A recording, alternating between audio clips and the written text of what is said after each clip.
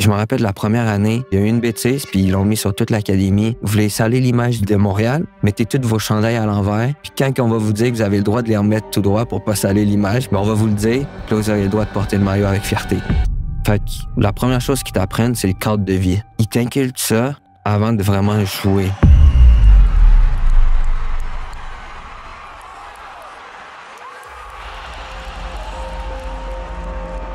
Qu'est-ce que cette saison-là, tu sens que tu avais plus que les années précédentes? Hernan Losada, je pense qu'il m'a vraiment mis en confiance. On commence l'année, pré-saison, je pense pas que je suis dans ses plans. Entraînement, def central. Fait qu'au final, pendant la pré-saison, à un moment donné, je vais le voir. J'ai dit, ça, c'est pas ma position. Après ça, toute la balle était dans mon camp. Parce qu'il fallait que je prouve que je vais pas venir te parler pour rien. Puis à partir de là, je pense que ça nous a créé cette confiance-là entre nous deux. Puis il m'a donné vraiment, après ça, toutes les cartes en main pour que je puisse m'exprimer sur le terrain, puis me sentir libre, puis jouer de la façon que je voulais.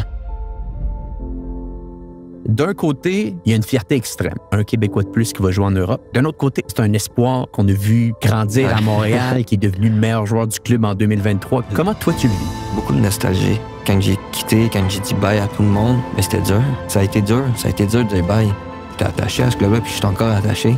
Ça n'a pas été facile émotionnellement, mais pour faire le meilleur choix pour ma carrière, ça a été facile à prendre comme décision.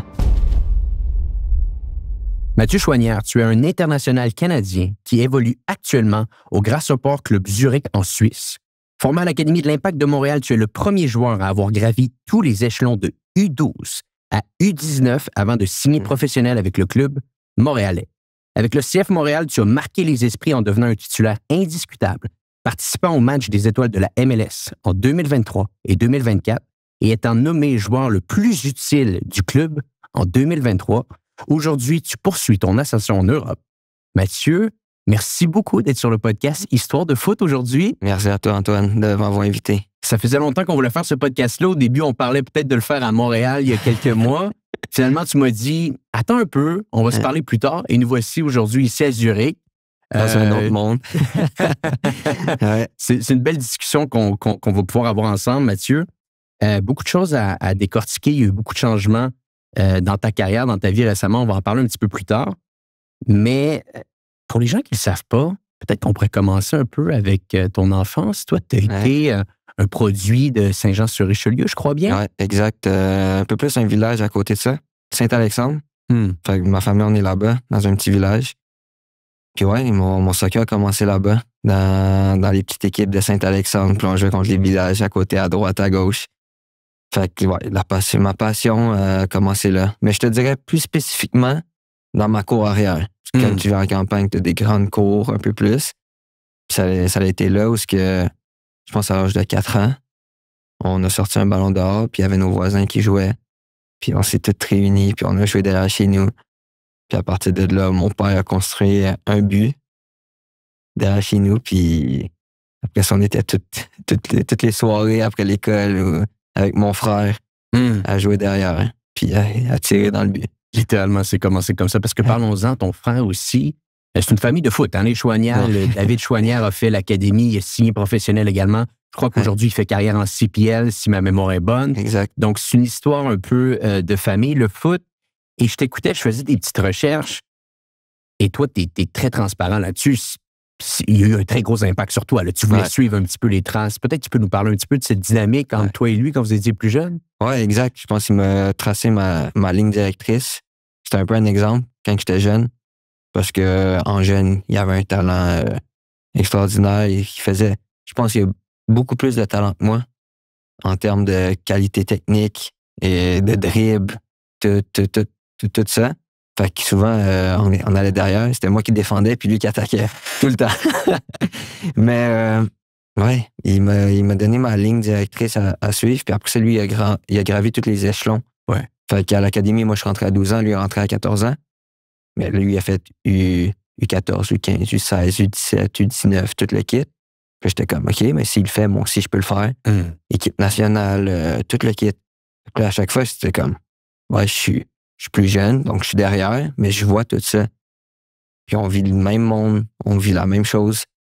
On voit le même monde, on voit les mêmes coachs. Fait que j'étais comme, si lui, il peut le faire, pourquoi moi, je pourrais pas? Puis après ça, si je te ramène plus en enfance, notre connexion ensemble, on a tout le temps vraiment été proches. Ouais. Fait que tu rentrais de l'entraînement, on se parlait de quoi? On se parlait de l'entraînement. Comment que ça s'est passé? Qu'est-ce qui s'est passé? Mais plus à l'interne, à la maison, tout était compétition. C'était l'enfer. L'enfer. On jouait à FIFA. Si tu perdais, si tu pouvais... On se battait. On jouait en bas au sous-sol, puis on jouait au hockey cosum dans notre sous-sol, là, tu sais, les petits bâtons, là. Ouais. Les bâtons longs comme ça. On jouait à ça avec des petits buts. Ça finissait tout le temps en bataille. Fait que tout était compétition. Il n'y avait pas de question de perdre. C'est là que l'esprit de compétition est rentré direct. Est-ce que c'est venu de vos parents un peu? Est-ce qu'ils viennent du domaine sportif un peu, vos parents? Mon père, c'est un joueur de hockey.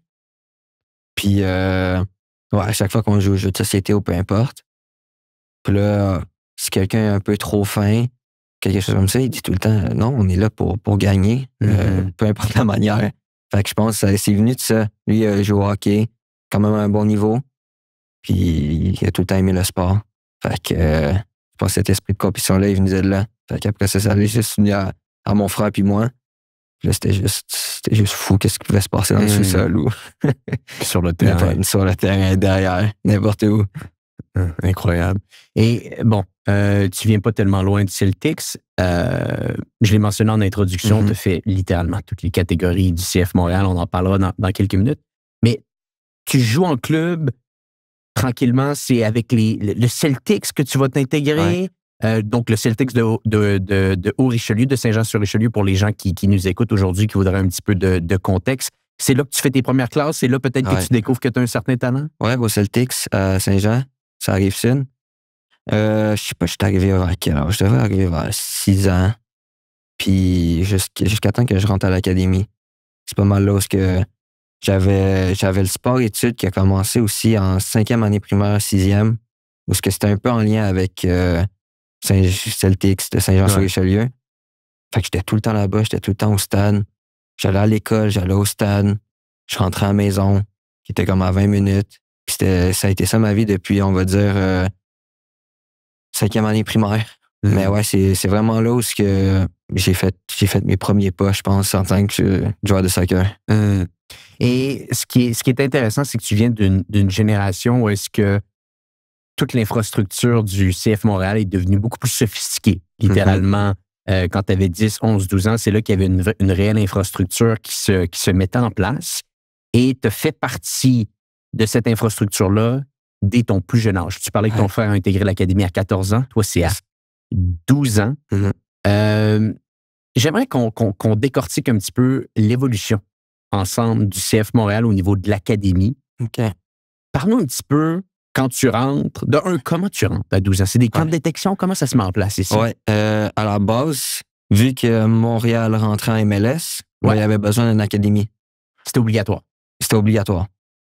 Fait que moi, je joue, j'ai 12 ans. Je sais pas trop ce que je m'en vais dans ma vie. Je sais pas trop qu'est-ce que je fais. Je joue pour le fun. Je joue au soccer pour le fun. Puis il y a juste ma mère qui arrive de nulle part puis qui me dit Hey, comme t'as un peu de talent. Elle a dit ça à moi et mon frère. Ça te tente-tu d'aller faire les détections pour l'Impact de Montréal?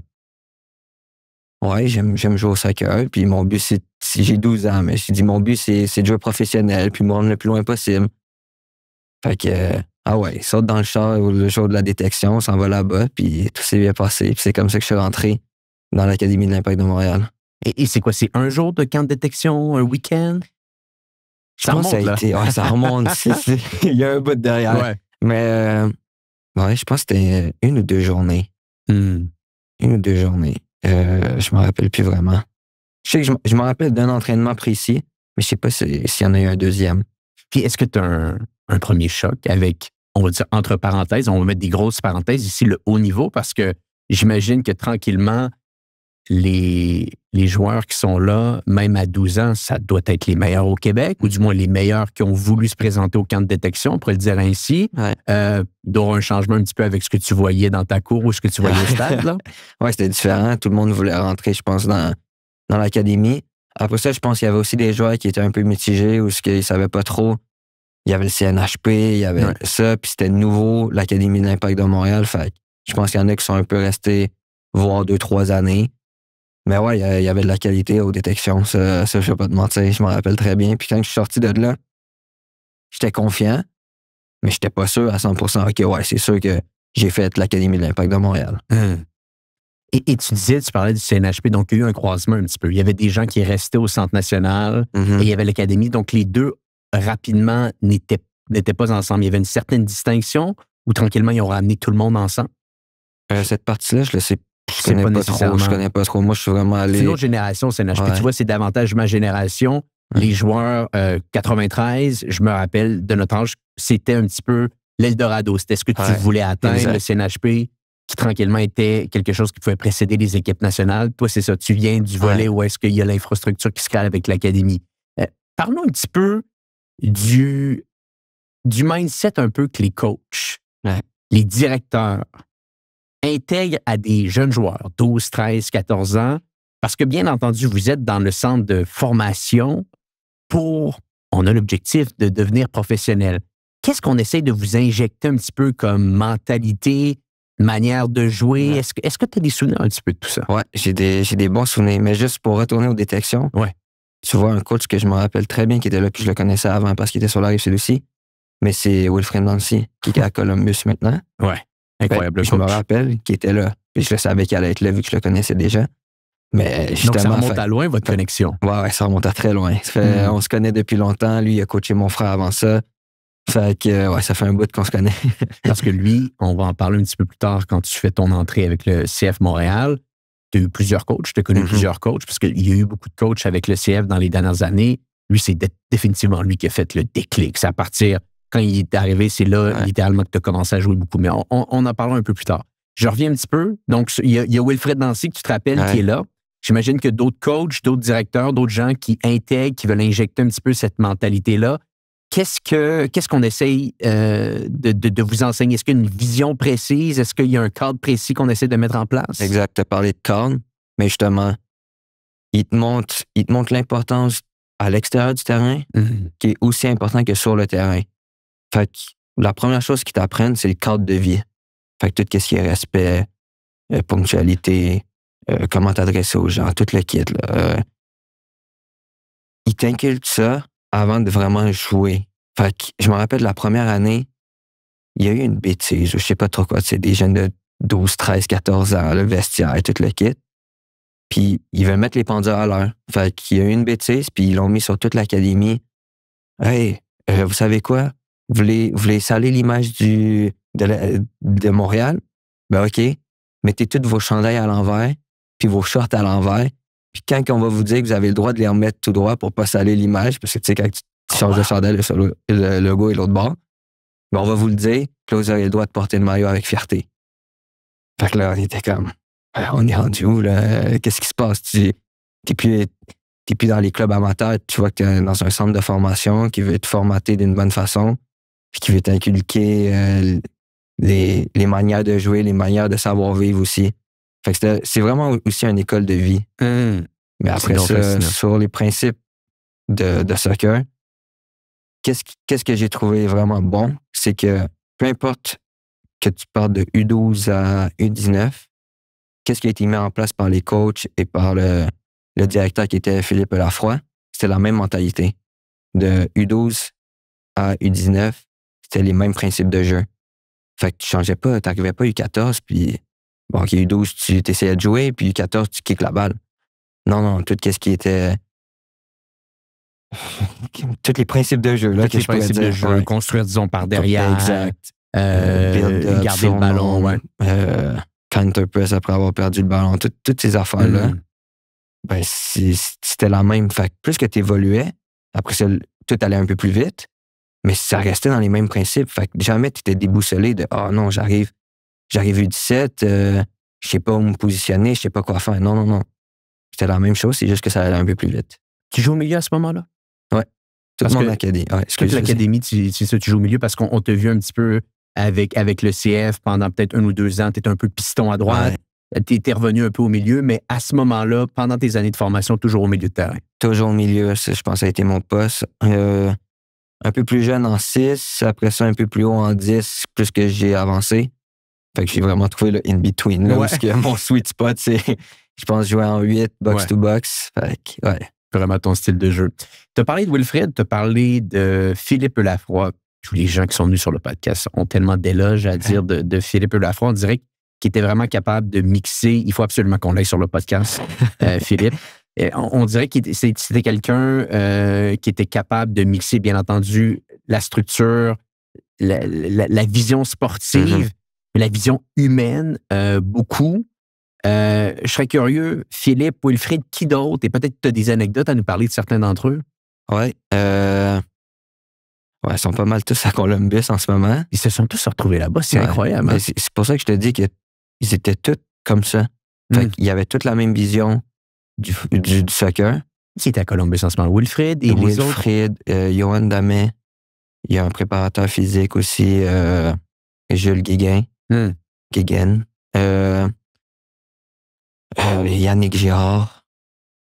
Et c'est tous des gens qui étaient à l'académie un peu. Ouais, Jason DiTullio, qui malheureusement est décédé. Aux en paix. Ouais, vraiment. Et tu voyais, tous eux étaient soudés comme ça, puis ils allaient dans la même ligne directrice, puis ils formataient les joueurs pas de la même façon, parce que chaque coach t'apportait de quoi, mais dans le même cadre. Fait que si je te dirais un coach qui m'a le plus marqué, c'est Johan Damet, en U17.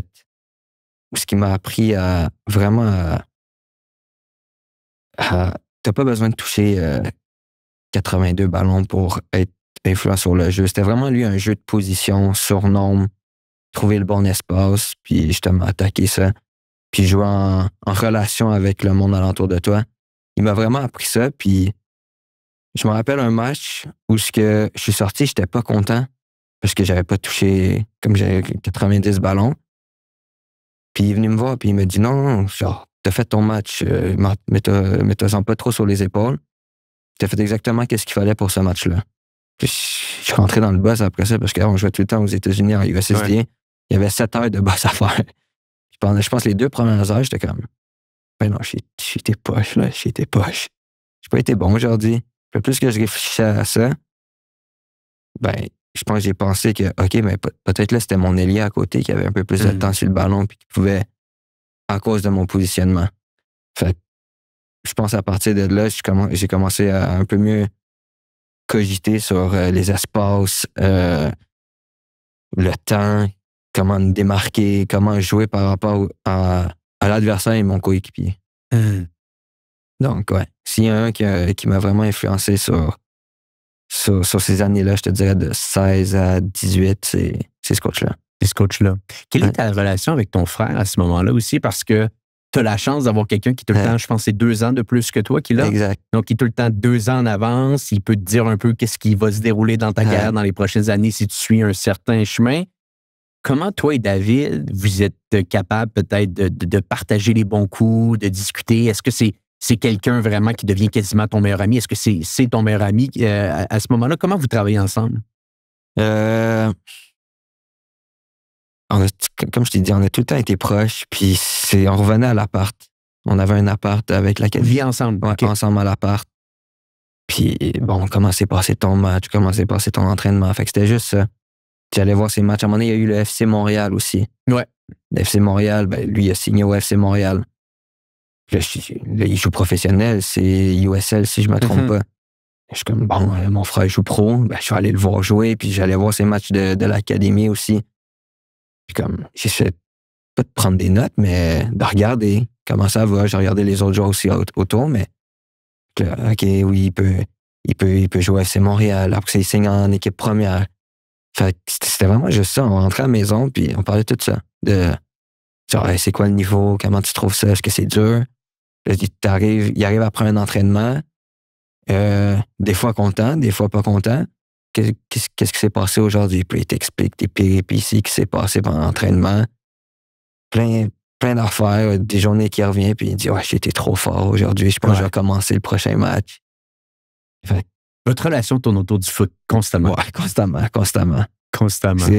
En jeune, oui, maintenant, ça a un peu changé. On se parle un peu de tout, puis... Mais ouais, je pense à la base, c'est juste, on commence par le foot, puis après ça, on passe à un autre sujet. Ouais, exactement. Ouais. Puis bon, on regarde un peu U12, U13 jusqu'à 2019.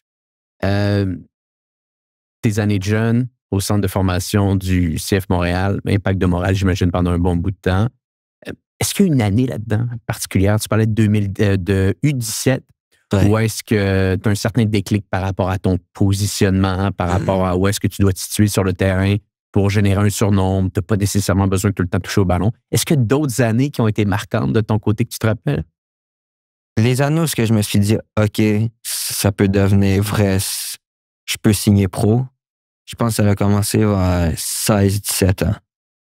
Où ce que je sens que j'ai progressé en 1 an, 2 ans, comme que j'avais jamais fait, même quand j'étais à 12 ans, à 14 ans. Mais pendant ces années-là, je pense que je me suis posé les bonnes questions sur, OK, qu'est-ce qui se passe sur le terrain, comment que je dois me positionner. Comme que je t'ai expliqué un peu, c'est là où je pense que j'ai eu un déclic, où ça m'a fait, ça m'a réveillé un peu, où ça m'a dit, OK, je peux y arriver.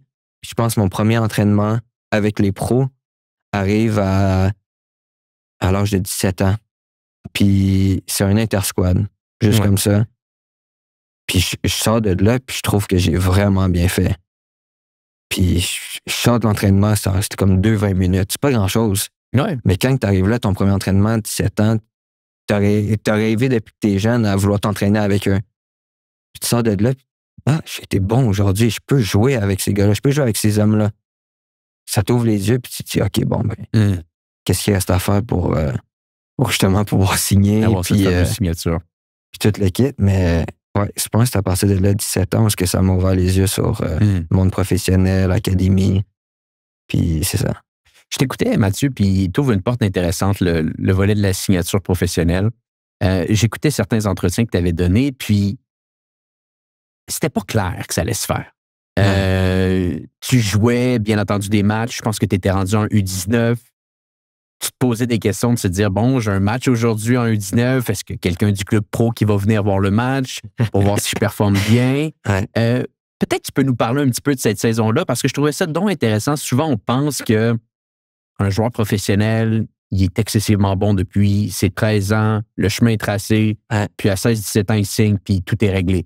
Toi, de ton côté, ça a été différent. Tu es un joueur qui avait des qualités, certes, mais personne ne te fait des signes au CF comme quoi que tu allais devenir pro. Là. Peut-être que tu peux nous parler un peu de cette période-là.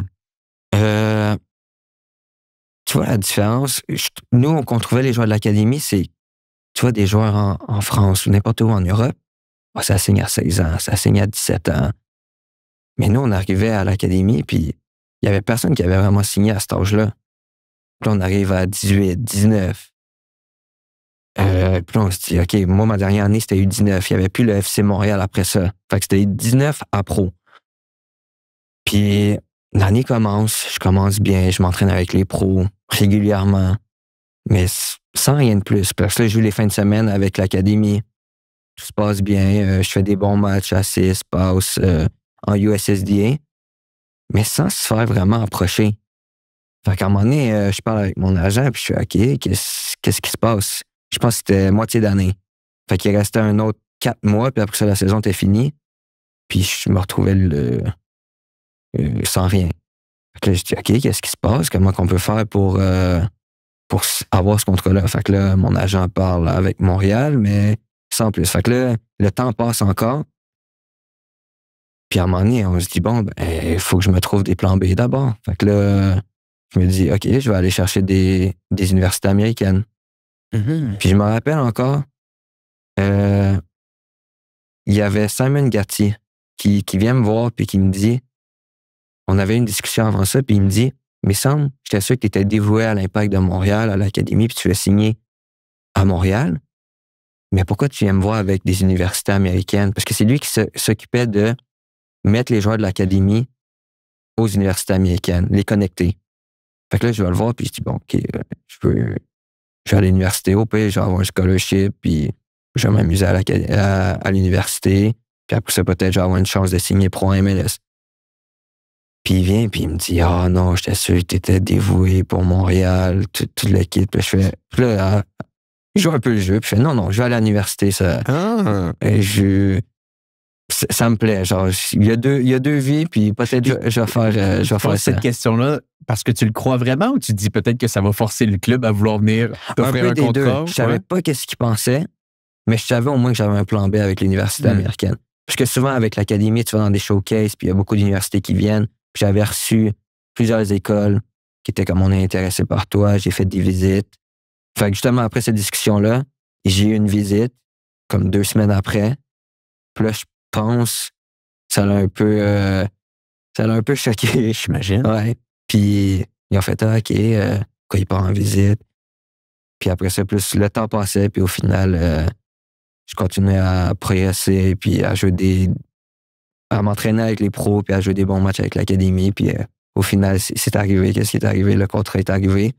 Mais ouais, c'était une partie où il me restait 4 mois, puis après ça, je savais pas qu'est-ce qu'il fallait que je me trouve quelque chose. Puis tu signes le contrat, je pense que c'est le 18 juillet 2018, si je me trompe pas. 17 juillet. 18 ou 17 juillet 2018. 2018 ou 2019, je suis pas sûr. Faudrait que je le sache. Tu joues le lendemain en plus. Je pense que tu joues le lendemain, tu rentres dans les comme 3 dernières minutes dans un match de championnat canadien contre les Whitecaps de Vancouver, si je crois bien. C'est toujours une question que j'adore poser sur le podcast.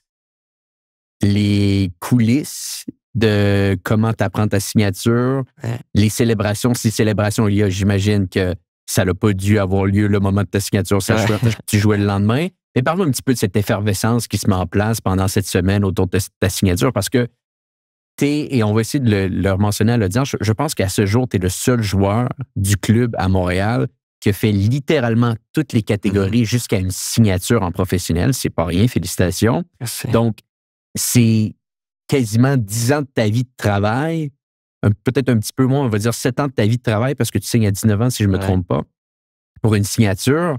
Il doit y avoir une certaine célébration. Ouais. Mais c'est ça. Mais elle a été de courte durée parce que je savais que le lendemain, j'allais jouer. Fait que quand c'est mon agent, il m'appelle, il me dit on a reçu un contrat. Puis, est-ce que tu le sentais venir? Oui, puis non. Ça fait longtemps. Fait que je me rappelle plus spécifiquement comment j'ai ressenti. Mais quand c'est arrivé, j'avais comme un relief. Comme yes, enfin. Puis on a négocié un peu un contrat là, normal. Pas grand-chose, là, mais on a négocié, puis au final, je signe, puis le lendemain, je joue. Ça, je me rappelle de ce match-là comme si c'était hier. 3 minutes, 5 minutes. C'est assez pour te lancer. Tu es maintenant professionnel. Ouais. Incroyable. Mais je me rappelle c'était tellement différent. Je me rappelle, à l'académie, on jouait devant 100 personnes. Il n'y avait aucun bruit. Ouais. Je rentre sur le terrain. Puis là, tout excité. Je vais toucher tous les ballons. Je me mets à courir partout. Puis il y a une action défensive où il y avait Rod Fanny derrière moi. Ils me font rentrer au milieu. Puis il me dit à gauche. Mais j'ai rien entendu à cause de la foule. Je n'étais pas habitué. Puis tout le kit. Puis après ça, il y a une action. Puis le ballon passe à ma gauche parce que je n'ai pas entendu. Puis il y a une action de but. Il se retourne vers moi. Il m'engueule. J'ai joué 3 minutes. Je peux pas engueuler une fois. Puis il me dit écoute. Fait je pense qu'on n'a tellement pas été habitué à jouer devant du monde que ça m'a juste déstabilisé sur le moment. C'est un beau message de bienvenue dans le monde professionnel, ça. Et pour donner un peu de contexte, je pense à l'audience, parce que c'est super important de comprendre la structure des contrats. Toi, tu signes... en gros, la manière que ça fonctionne, je pense que c'est comme un contrat de 4 ans, mais où est-ce que le club, à chaque année, a une option à savoir si ils appliquent ou non l'option. Donc, exact. À la fin de l'année, tu peux te retrouver que tu ne joues pas avec le club l'année d'après, et c'est uniquement le club qui a cette option-là, je uniquement crois. Le club, ouais. Donc, et ton salaire est gelé, je pense, pendant cette période de 4 ans-là. Donc, ça crée une structure qui fait en sorte que tu n'as pas vraiment le droit à l'erreur si tu veux jouer l'année d'après. Tu es très à risque de s'il y a une grosse blessure et tout ça qui se met en place. Comment cette structure contractuelle-là vient t'impacter mentalement? Parce que je t'écoutais puis je lisais des choses. Je pense qu'un des gros défis de ton début de carrière, c'était de jouer avec ce stress. Il y avait beaucoup de stress que tu sentais comparativement à quand tu jouais dans des catégories plus jeunes. Est-ce que ça vient de la structure contractuelle? Est-ce que ça vient d'autres choses? Je pense que ce stress-là vient pas du contrat nécessairement. Ça vient plus de le monde professionnel. Apprendre à jouer devant une foule, apprendre à jouer contre des hommes. Il y a un gap entre le U19 de l'Académie de l'Impact de Montréal puis le monde MLS professionnel. Le gap est comme ça ou il est comme ça? Il y a un méchant gap. Là. Il y a un très gros gap. Il y a quelque chose. De jouer devant 20 000 personnes, quand tu es habitué de jouer devant 100 personnes, de jouer contre des hommes. Est-ce que c'est le plus gros choc, ça, les foules? À la base, oui. Ça te stresse. Moi, mes premiers matchs, il y en a que 0. Mais moi, mes premiers matchs, j'étais stressé. La foule, j'attendais, partir en contre-attaque. J'étais déstabilisé parce que je n'étais pas habitué. Mais après ça, quand tu t'habitues, ça ne change plus rien pas tous, là. Mais ouais, je me suis un peu perdu. Là, un peu, parle-moi. Donc, c'est ça. Il y a cette structure contractuelle. Donc, tu me dis, c'est peut-être pas nécessairement ça qui est le stress, c'est peut-être plus l'environnement professionnel, intimider un peu les joueurs autour de toi. Intimider, oui, exact. Pas vraiment habitué de te faire crier dessus, on va dire, par tes coéquipiers parce que tu rates des actions, puis ils demandent le haut standard pour justement marquer ou peu importe. Fait que c'est un peu différent. Souvent, quand tu viens de l'académie, ben tu fais partie des joueurs qui shine un peu plus dans l'académie, donc c'est plus facile après ça de pas te faire gueuler dessus. Mais là, t'arrives là, puis t'es le petit de la gang. Ouais. Fait que c'est plus facile de te faire crier dessus. Fait que je pense que c'était ça. J'étais arrivé là-bas un peu comme intimidé, avec un stress. Puis c'était juste de casser cette glace-là. Ouais. Parce que tu t'entraînes bien. Je t'écoutais, je pense que tu t'entraînais très, très bien. Mm-hmm. Mais quand venaient les matchs, des fois, c'est peut-être là que tu avais une pensée qui était un petit peu trop profonde, tu sais, des réflexions que tu te laissais pas assez aller, je pense. Exact. Tu te laissais pas assez aller. Exact. Aux entraînements, tout allait bien, pas de stress, pas de foule, pas de monde qui regarde. Ouais. Mais ça, c'est juste extérieur, c'est le facteur extérieur qu'en ce moment, je m'en fous complètement. Mais quand j'étais jeune, t'as pas connu ça, fait que, tout ça, mais c'est rien. Puis, ouais, c'était ça. À l'entraînement, tout allait bien. J'arrivais à faire, je jouais librement à l'entraînement, mais j'arrivais en match. C'était le match, là, c'est un stress de plus, c'est différent. J'arrivais pas à trouver cette sensation-là, la même sensation que j'avais à l'entraînement. Puis ça m'énervait beaucoup. Je revenais chez moi, est-ce que je peux le faire? Est-ce que je peux...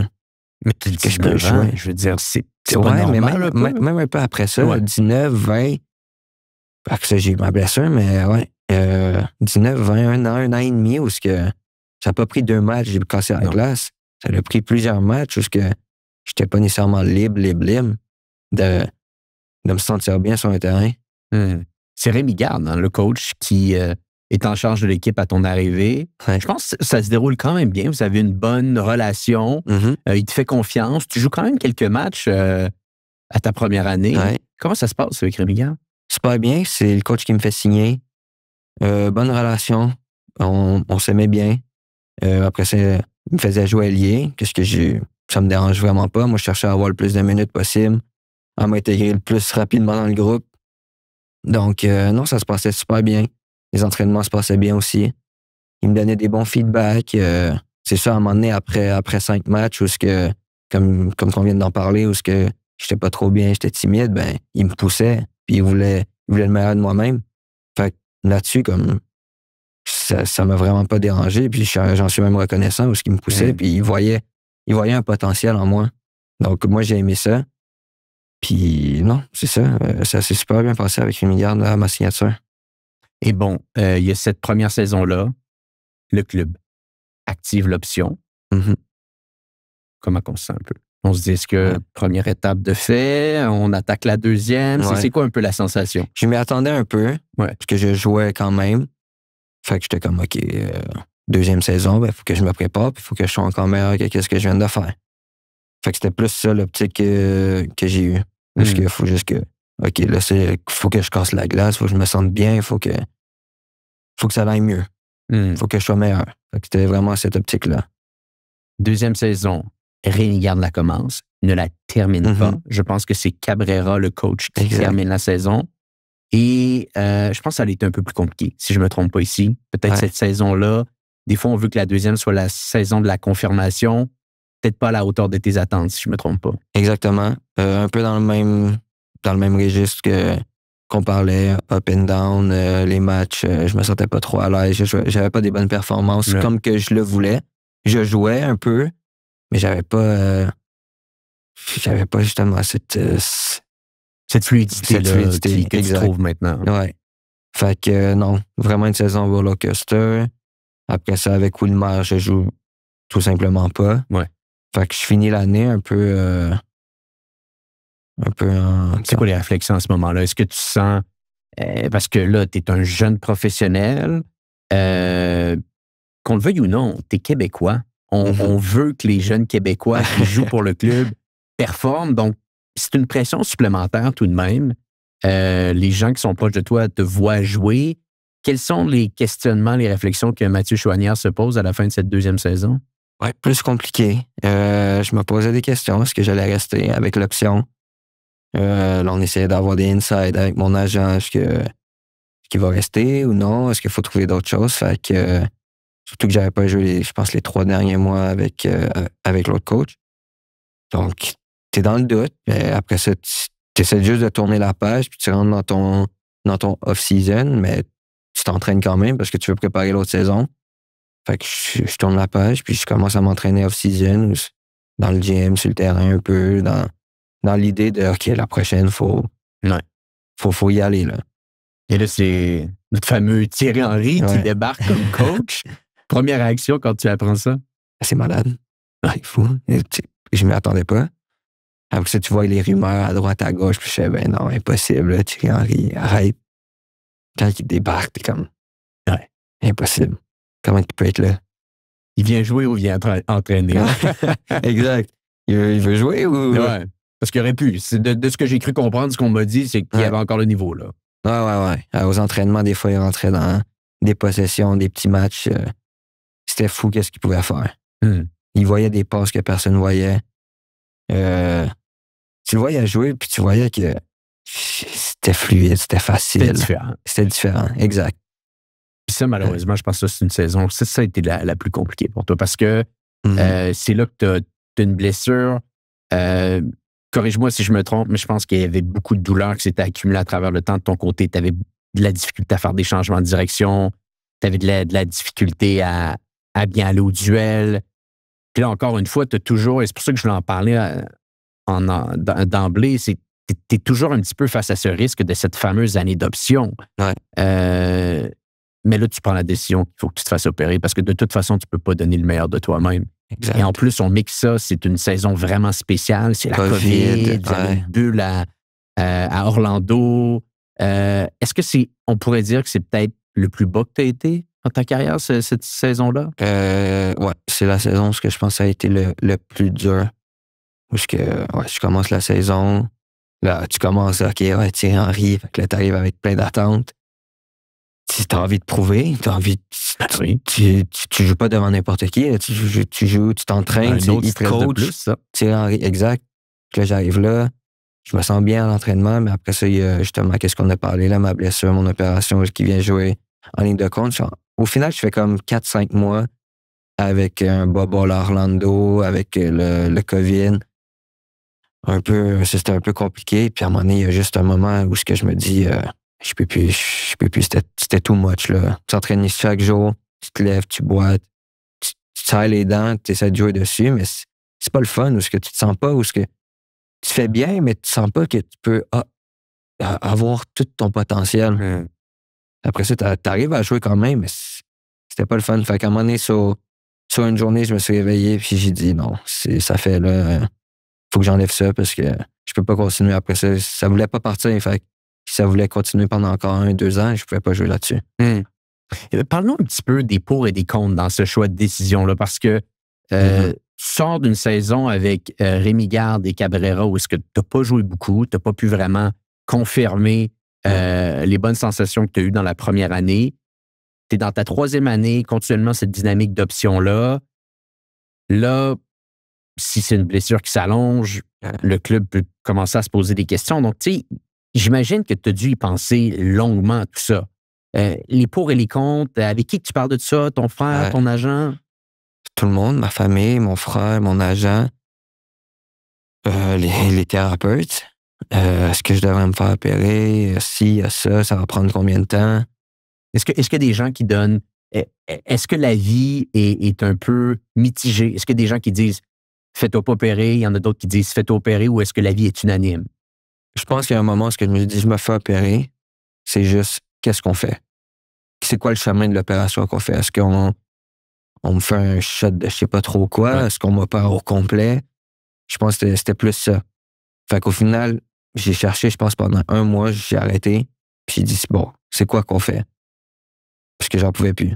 Fait que là, avec les thérapeutes, on a parlé si à droite, à gauche. Puis, mais ouais, si on revient sur la question de avec l'option, j'y ai pensé longuement. J'étais comme, bon, si... As-tu des discussions avec le club également à ce moment-là par rapport à ça, de se dire non? Zéro, Okay. pas de discussion. C'est vraiment, OK, je fais ça, puis on va voir qu'est-ce qui va m'attendre après. Fait que je suis parti, j'ai fait l'opération. J'en ai parlé à tout le monde. Saison terminée à ce moment-là. Saison terminée, c'est important que les gens le c'est sachent. ça. Là. Je suis revenu en pré-saison l'année d'après. Mais ouais, j'étais comme, advienne ce qui va arriver. Là. Ouais. Je pouvais juste plus. Fait que, bien sûr, j'avais un gros stress là-dessus. Quand il est arrivé la fin de la saison, puis j'ai vu mon option qui a été prise, c'est soulagement total. Parce que pendant tous ces mois-là, oui, j'étais en rehab, puis je travaillais, mais je savais pas je m'en allais où. Là, pour des raisons évidentes, j'imagine les raisonnements, les questionnements de ton côté. Ouais. Est-ce qu'on t'explique en détail pourquoi on renouvelle l'option? Ou c'est juste, c'est fait, Mathieu, puis... Parce que ce que j'essaie de comprendre ici, c'est que si, disons, ils t'en parlent pas, puis ils font juste renouveler, c'est qu'eux, ils te voyaient vraiment, dès le départ, comme un projet long terme. Mm-hmm. Si c'était clair, on sait son potentiel, c'est une question de temps. De l'autre côté, si on a une discussion beaucoup plus longue avec toi sur des attentes, bon là, il espère peut-être que la prochaine saison, ça va être la bonne. Ouais. Quelles sont les discussions avec le club, si discussion il y a? Pas gros discussion, juste vraiment, OK, je sais que ça a été un moment difficile pour toi, mais on croit en toi. Fait que, let's go. C'était pas mal ça. Le club avait confiance en toi. Je pense que ouais. Comment qu'ils me l'ont prouvé comme ça, ouais.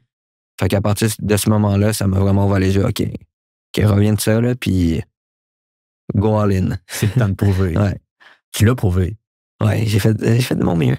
L'année après. Puis c'est là que c'est intéressant parce que si on revient à cette nouvelle année-là qui se met en place, on dirait qu'il y a eu une tempête parfaite de plein de belles choses qui s'est déroulée. Tu as eu ta blessure, ta réhabilitation, tu as le temps, j'imagine, de penser à un paquet de scénarios, de dire, bon, là, c'est le temps que ce soit une belle année. On pourrait dire, le malheur des uns fait le bonheur des autres. Thierry Henry décide de ne pas renouveler. C'est triste pour beaucoup de gens. D'un autre côté, ça donne l'opportunité à un autre, qui était son assistant, Wilfried Nancy, qui avait été un coach que tu avais côtoyé plus jeune. C'est lui qui prend la tête du club. Avant qu'on parle de cette belle saison-là, parce qu'elle a été belle pour toi, c'est quoi ta réaction quand tu sais que c'est lui qui obtient le poste d'entraîneur-chef? Je savais. Ça m'a un peu soulagé. Je savais quel style qu'on allait jouer, je savais qu'est-ce qu'il allait mettre en place. Donc, j'arrivais vraiment dans un schéma tactique qui fitait avec moi. Et tu sais que le coach te fait confiance. Et je sais que le coach me connaît, surtout. Fait que je suis arrivé en pré-saison, j'étais encore un peu en rehab, mais après ça, tout ce qu'il disait, je l'avais déjà entendu avant, tactiquement, ses idées de jeu, tout le kit. Fait que j'avais un peu ce stress-là en moins, parce que j'arrive en pré-saison, mais j'apprends pas un nouveau foot, j'apprends pas quelque chose de nouveau, je sais, puis je sais que c'est dans mes qualités que je vais jouer. Fait que sur ça, j'ai pas à me casser la tête, je m'en vais sur le terrain. Puis c'est qu'est-ce que j'ai fait toute ma vie à l'académie qui va être mis en place. Fait que j'arrivais là, puis si je jouais libre. Poisson dans l'eau. Ouais, je savais à quoi m'attendre.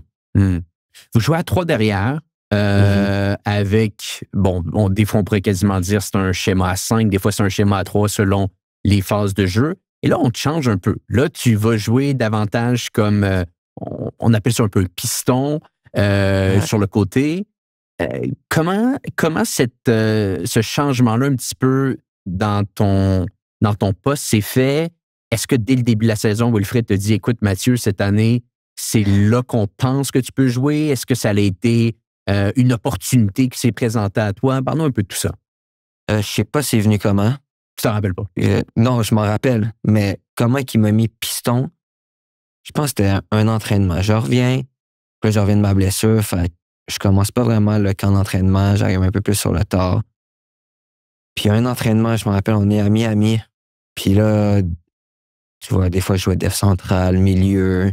Puis à un moment donné, il met piston droit. Puis là, j'arrive voir piston droit. Je pas envie de jouer là. C'est quoi cette affaire-là? Bref, je fais l'entraînement, je me donne à fond. Puis je sors un bon entraînement. Puis je pense qu'il l'a remarqué. Puis il sait que j'ai un gros volume de jeu, que je peux courir. Puis piston, il faut que tu cours. Là, dans un système à 3 derrière, là, tu t'en sors pas. Ouais. Puis je me rappelle plus trop qu'est-ce qui se passe. Je pense qu'il y a des joueurs blessés ou je sais pas trop quoi. Puis il y a personne à droite. Puis là, j'avais fait l'entraînement là, puis ça s'était bien passé. Il arrive le match à Atlanta. Mon premier match piston. Ouais. Piston droit. Tac, comme ça. Ouais. Ça a commencé à partir de là, parce que je sors un match raisonnable, bien, pour mon premier match en tant que piston. Puis à partir de là, ben, je pense que ça a commencé là, parce que je peux jouer milieu et piston. À droite, à gauche. Puis là, cette année-là, les matchs, t'en joues beaucoup. Je crois que c'est même peut-être l'année... non, peut-être que ce serait l'année dernière. Je pense que c'est peut-être en 2023 que tu as commencé plus de matchs, mais c'est vraiment une année que tu as joué beaucoup avec Wilfred. C'est une année un petit peu de transition pour le club parce que on voit qu'il y a un changement qui est en train de se mettre en place, mais vous allez vraiment récolter les fruits de ce changement l'année d'après, qui, je pense, a été une année formidable. Beaucoup de gens en parlent. J'étais avec Zachary ce matin à Brogard, puis il me parlait de cette année-là, l'esprit dans le club, et je pense que c'est un sentiment que je crois que tu partages. Comment vous vous sentez, vous, comme équipe, pas en 2022, mais en 2021, dans cette première année-là? Est-ce que vous sentez tous ensemble que quelque chose qui est en train de se mettre en place? Est-ce que ça prend beaucoup de temps à travers la saison? Pour situer également les gens qui nous écoutent, malheureusement, vous ratez les séries de quelque peu. Ça se joue au dernier match, puis ça ne se joue pas à grand-chose, soyons honnêtes. Quel est l'esprit un petit peu qui se passe dans le club à ce moment-là? Au début, il met son style en place. On essaie de s'adapter. Mais je pense qu'on avait des matchs up and down. Il y avait des matchs qu'on sortait, tac, tac, tac, tac. On sortait de derrière, on allait au but, on se créait des occasions. Puis on était comme, wow, ça marche. C'est efficace. Tu crois au système. Tu crois au système, c'est efficace. Puis là, le week-end après, tu joues contre un autre style d'opposition, un peu plus compliqué. Fait que je pense, même le coaching staff se disait, OK, c'est quoi qu'il faut faire pour être constant avec ce système-là? Qu'est-ce qu'il faut ajuster? Puis je pense que c'est pour ça aussi que nous, les joueurs et le coaching staff, ça l'a pris une année au complet pour s'ajuster à tout ça, à tous ces changements-là. Quoi mettre en place tactiquement, quels joueurs combiner ensemble, est-ce qu'on joue à 2 en haut, à 1 en haut, toutes ces affaires-là par rapport à l'opposition. Puis je pense que c'est justement à cause de ça, cette première année-là où OK, on fait pas les playoffs, mais tu le vois que sur des flashs, il y a des moments incroyables qu'on peut faire. Puis si tu le mets si tu arrives à faire ça sur un 90 minutes, ben ça va être des performances comme qu'on a vu l'année d'après. Donc, vous sentez qu'il y a quelque chose qui débute, là? Ouais. Moi, personnellement, je le sentais. Où ce que je voyais des actions, puis on était comme, OK, on fait pas, on les attire pas bas sur le terrain pour rien. Parce qu'après ça, tu vas finir avec une frappe au but. Sur le côté, quand on surnombre pas pour rien de cette façon-là ou de la façon qu'on l'a mis en place à l'entraînement, pas pour rien, pour arriver après ça au but ou dans le half space, dans la zone dangereuse, pour avoir une action pour finir au but. Fait que ouais, moi je le voyais un peu pendant la première année, mais après ça, la deuxième année, c'est quelque chose de différent. Ouais, c'est un truc de fou. Ouais. On revient 2021, donc juste avant qu'il y ait cette super belle saison-là qui se déroule en 2022. 2021, on en est où dans la situation contractuelle? Est-ce que c'est la fin de tes 4 années d'option? Est-ce qu'il y a un renouvellement ou c'est l'année d'après, juste pour être certain? Est-ce que c'est avec la première ou la deuxième année de Wilfred que tu renouvelles? Première année, je joue sur le même contrat avec les options. Ouais. 2022, c'est ça? Ouais. 2022, c'est la deuxième de Wilfred. Ouais. La deuxième année en pré-saison, nouveau contrat. Nouveau contrat. Et parle-nous peut-être un peu de ça. Qu'est-ce qui change au niveau des tables de négociation? Qu'est-ce qui change un petit peu dans ton statut de joueur? Qu'est-ce que le club également te dit à ce moment-là sur la vision qu'ils ont de toi? J'arrive avec, on va dire, une vraie saison. Une très bonne saison, même. Ouais. Où est-ce que j'ai joué 20 matchs, 25 matchs et plus, je pense. Puis là, j'arrive à la fin aussi de mon contrat avec option. Je pense qu'il me restait 1 an. Mais c'était ma vraie saison, ce que j'avais joué, j'avais performé. Puis là, je dis à mon agent, on en est où? Puis après ça s'est juste passé comme ça. Ils sont venus avec une offre qui, pour moi, était très raisonnable. J'ai dit, OK, j'ai juste fait une vraie saison. Fait l'histoire n'était pas terminée. C'est ça, l'histoire n'était pas terminée, puis je vais pas demander la lune quand j'ai juste fait une vraie saison. Ouais. Fait que j'étais arrivé, l'offre raisonnable, petite négo à droite à gauche, puis au final, très content de qu'est-ce que j'avais signé. On enchaîne sur une extension par la suite. Donc, exact. Puis pas un confort, mais tu sors un petit peu de cette prison. Oui, exact là, qui, à chaque année, te fait te poser plein de questions. Ouais. J'imagine qu'à un certain point, tu gagnes confiance d'une année à l'autre, mais on ne sait jamais. Donc, tu es dans les meilleures dispositions pour le début de l'année 2022. Exact. Un nouveau contrat, une très belle saison, autant au niveau personnel derrière la cravate qu'au niveau du club. Il y a un système de jeu qui se met en place. Il y a un coaching staff qui te fait confiance. Ouais. Tu leur fais confiance également.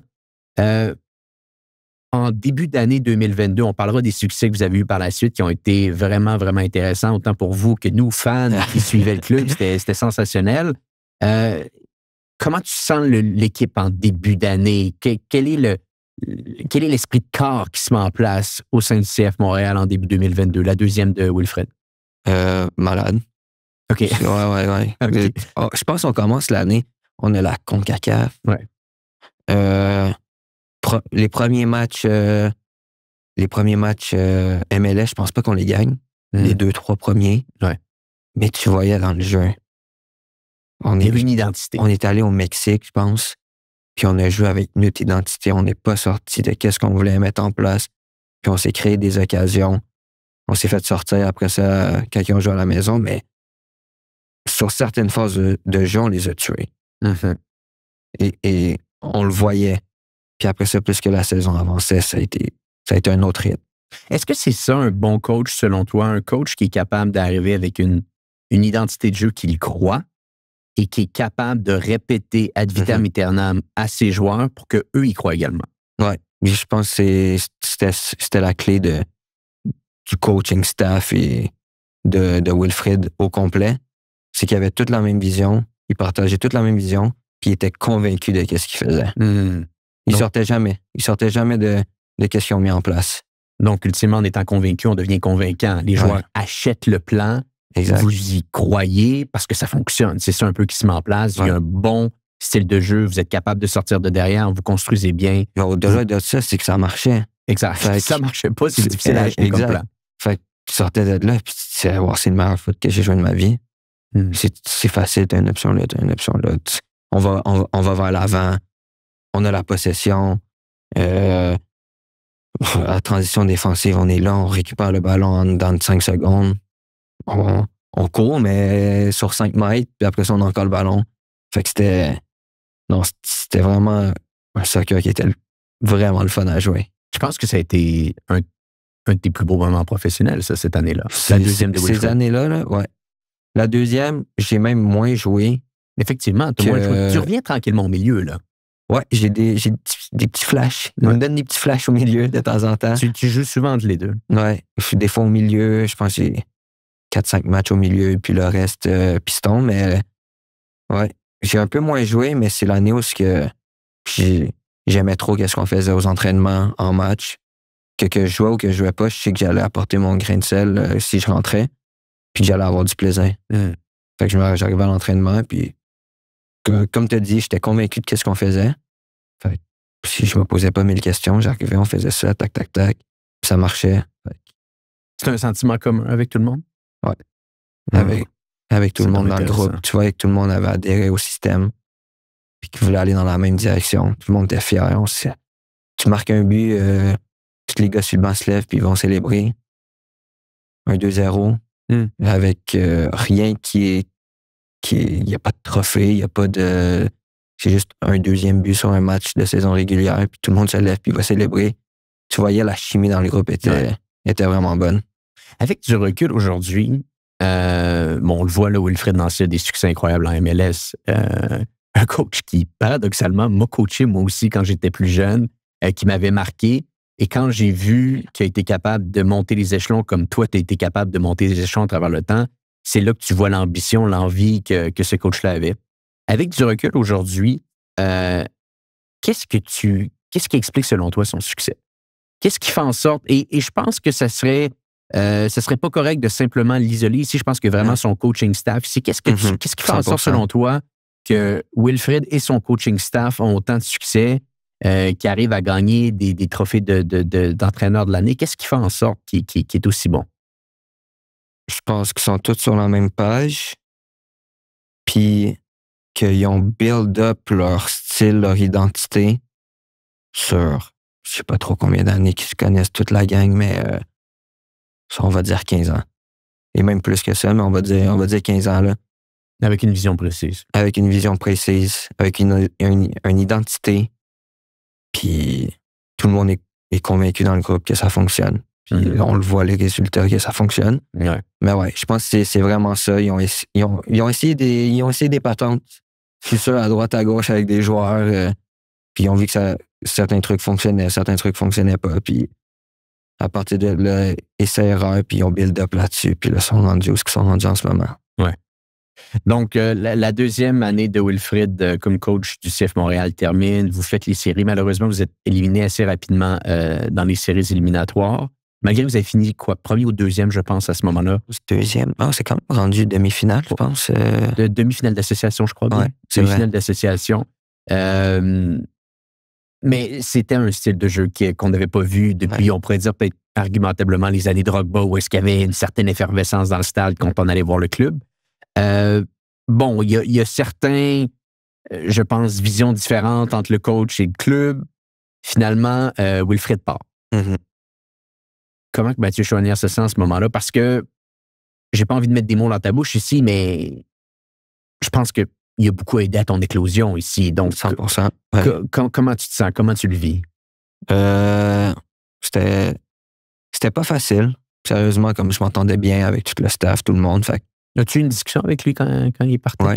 Je me rappelle qu'on s'est parlé vite, mais juste, on s'est remercié de toutes les années qu'on a passées ensemble, puis le meilleur des succès.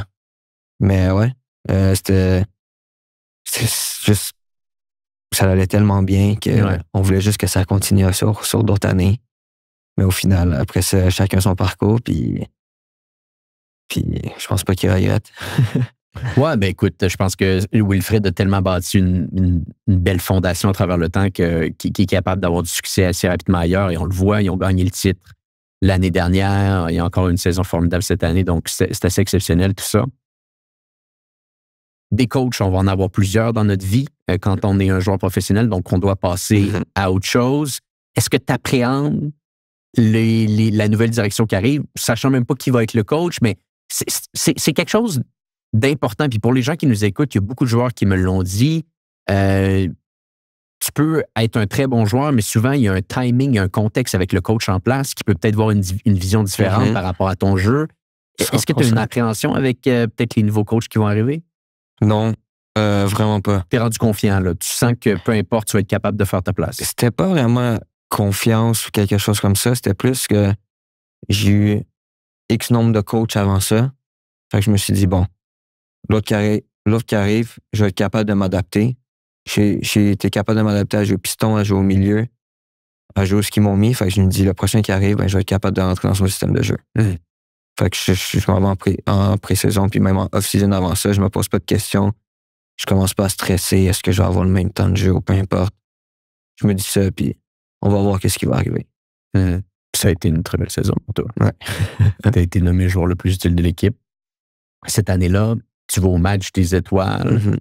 Qu'est-ce que cette saison-là, tu sens que tu avais plus que les années précédentes?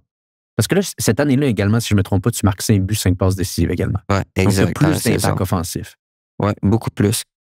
Ouais, avec Hernan Losada. Je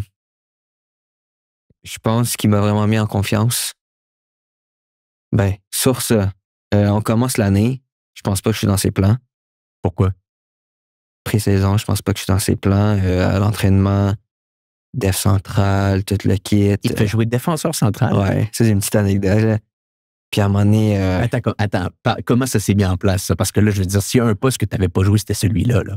Comment qui t'amène en défenseur central? Comment ça se... Non, des fois, tu sais, tu fais un entraînement, tu fais du 8 contre 8, 11 contre 11, puis il manque un joueur def central. OK. Tu sais, on va le shipper là. Fait après ça, comme... Fait que là, je commence, je pense, la pré-saison un peu... pas fâché, mais avec un petit, comme... Ouais, je peux t'offrir plus. Si tu me mets à disposition, puis aux positions que je veux jouer, ben, je peux t'offrir plus. Fait qu'au final, pendant la pré-saison, à un moment donné, je vais le voir. Puis je dis, ça, c'est pas ma position. Puis on a une discussion, puis je veux jouer au milieu, puis blablabla, je peux jouer piston aussi. Puis à partir de là, on a eu comme... La discussion n'a pas été tout beau, tout rose, mais on s'est parlé dans le blanc des yeux. Puis à partir de là, je sens qu'on s'est créé une ligne de respect. Où ce que... OK, puis là, après ça, toute la balle était dans mon camp. Où ce qu'il fallait que je prouve que je vais pas venir te parler pour rien. Puis après ça, j'ai eu les performances que j'ai eues. Puis à partir de là, je pense que ça nous a créé cette confiance-là entre nous deux. Puis il m'a donné vraiment, après ça, plus que la saison avançait, toutes les cartes en main pour que je puisse m'exprimer sur le terrain, puis me sentir libre, puis jouer de la façon que je voulais. Et à la fin de cette saison-là, qui a été au niveau personnel excellente, au niveau collectif compliqué, soyons honnêtes, quelle est ta vision pour la suite? Parce que si on t'écoute, et tu as toujours été très vocal là-dessus, c'est pas nouveau chez toi, tu as toujours été très vocal depuis longtemps, ton rêve, c'est de jouer en Europe. Faites des recherches sur Internet, les gens qui nous écoutent, Mathieu le dit plusieurs fois, donc c'est pas quelque chose qui est arrivé du jour au lendemain, tu as toujours eu cette envie-là. Ouais. Là, tu enchaînes, si on regarde bien, 2021, tu as une saison pleine. Ta première avec Wilfrid. 2022, tu as une bonne saison également avec Wilfrid. Il y a une belle ambiance. 2023, tu confirmes, tu performes. T'es joueur de l'année de l'équipe.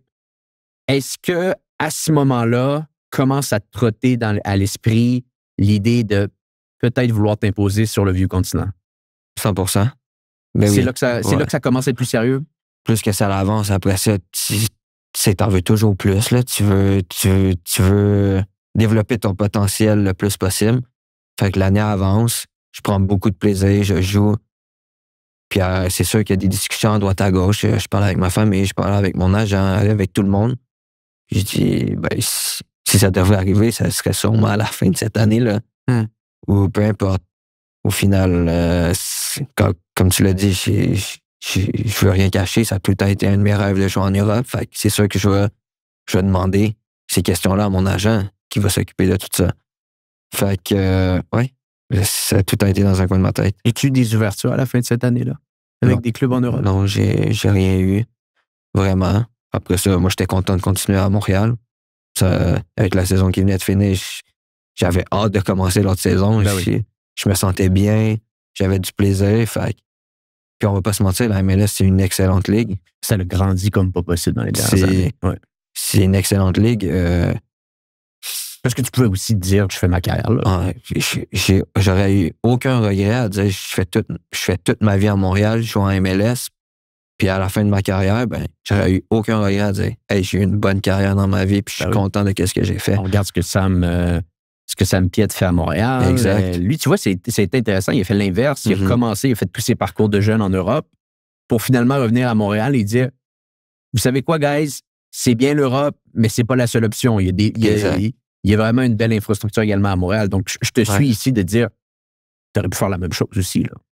Ben ouais, 100%. Puis j'y ai pensé. J'y ai pensé longtemps même. Est-ce que je continue en MLS? Est-ce que je continue à Montréal? Qu'est-ce que je fais? Mais après ça, j'arrive là en ce moment. J'arrive à un certain âge, 25 ans. J'ai envie, j'en ai tout le temps parlé, d'aller en Europe. Je me dis, s'il y a un moment, s'il y a une porte qui s'ouvre, il faut que je saute dedans là, parce que c'est pas à 27 ans vraiment que... À part si je fais une saison remarquable, vraiment incroyable, que je pourrais sauter en Europe. Ouais. C'est pour ça que je pense que ce choix-là de... OK, j'ai 25 ans. Je suis pas jeune, je suis pas vieux, mais je suis à un âge où c'est pas mal ma dernière chance. Il faut que je prenne cette décision-là. Fait. Ça a été vraiment sur ça que je me suis basé pour venir ici. Donc, 2023 saison se termine.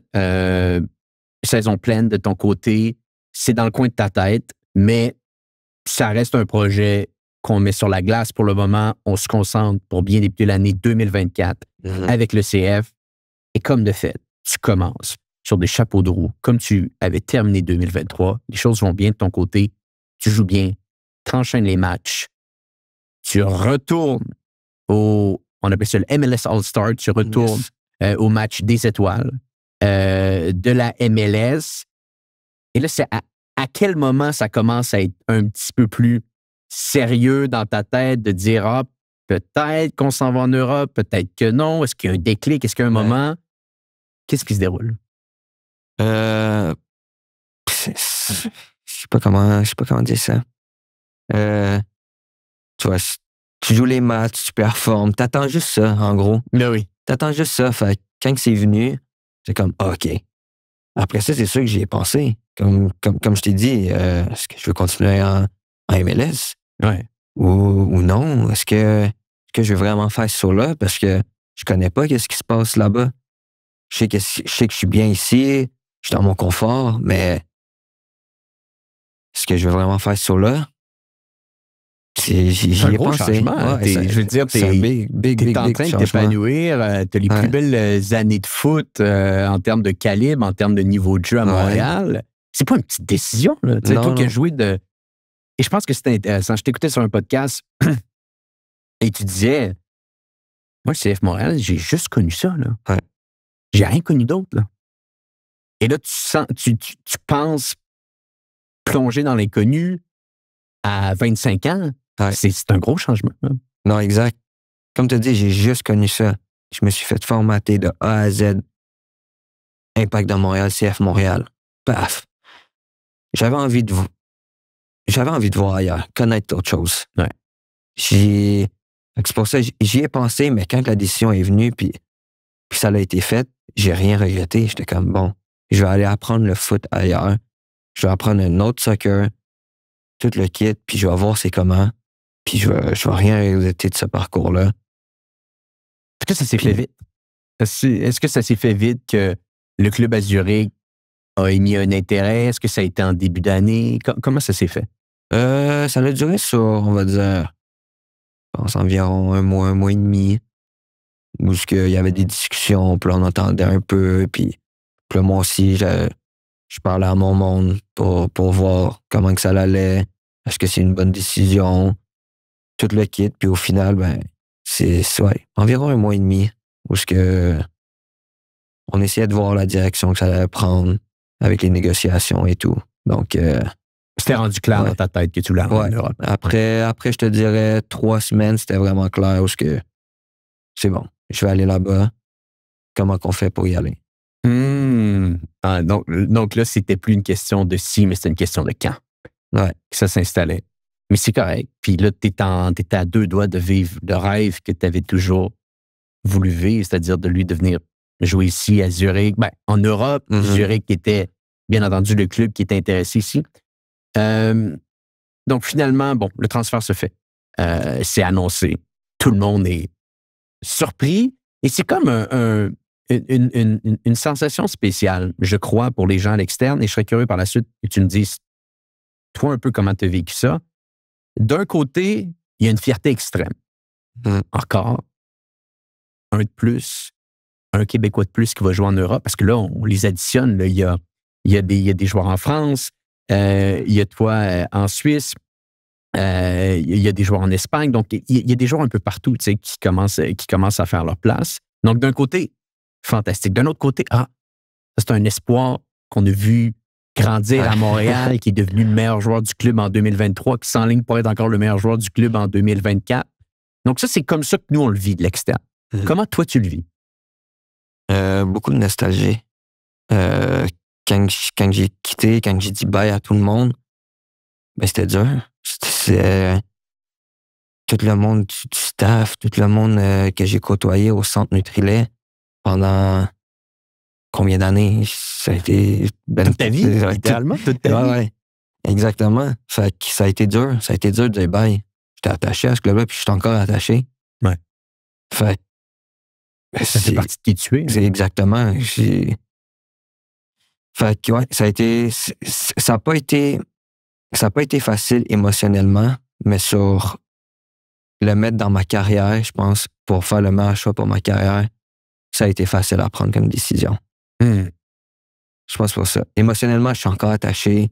Puis des fois, je suis comme, ça serait le fun, hein? Juste un petit match au Stade Saputo, là, devant tout le monde, hein? Mais, ouais. Fait que, mais c'était tellement ancré dans toi de vouloir vivre en Europe. Es-tu capable de nous dire un petit peu comment tu as fait le bye-bye aux joueurs? Tu es allé au stade? Est-ce que ça a été un discours que tu as fait?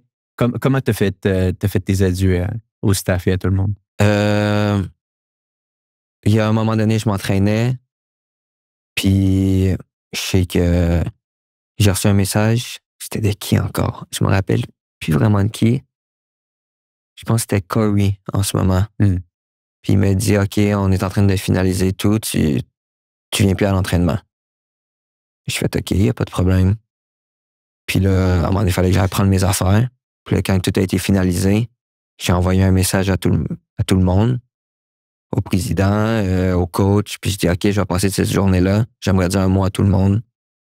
Puis dire au revoir à toutes ces personnes-là. Fait qu'en gros, j'ai pris tout le monde dans le vestiaire. J'aurais dit un petit mot, dire merci. Tout le staff, tous les thérapeutes, tout le monde. Puis tout le monde que j'ai pu côtoyer là, au centre Nutrilait pendant toutes ces années-là. Ça a été émotionnel. Ouais, c'était pas facile. Mais ouais, c'était un moment qui était très nostalgique. Là, j'y pense, là, ben oui, parce que là, c'est ça qui est intéressant. Aujourd'hui, on enregistre le podcast. On est le 5 décembre 2024. On va le sortir assez rapidement. Je pense que dès le 10 ou le 11 décembre, la semaine prochaine, on va sortir ça pour que ça reste vraiment dans l'air du temps. Mais tu t'es pas beaucoup exprimé depuis que tu as quitté Montréal puis tu t'es installé en Suisse. Il y a eu quelques micro-reportages à droite à gauche, mais lors d'une longue discussion, tu n'avais pas entendu encore. Donc, c'est peut-être même de ton côté une des premières fois que tu peux prendre le temps dans une discussion de refléter sur tout ça. Là. Ouais, vraiment. C'est vrai que je me suis pas beaucoup exprimé par rapport à ça.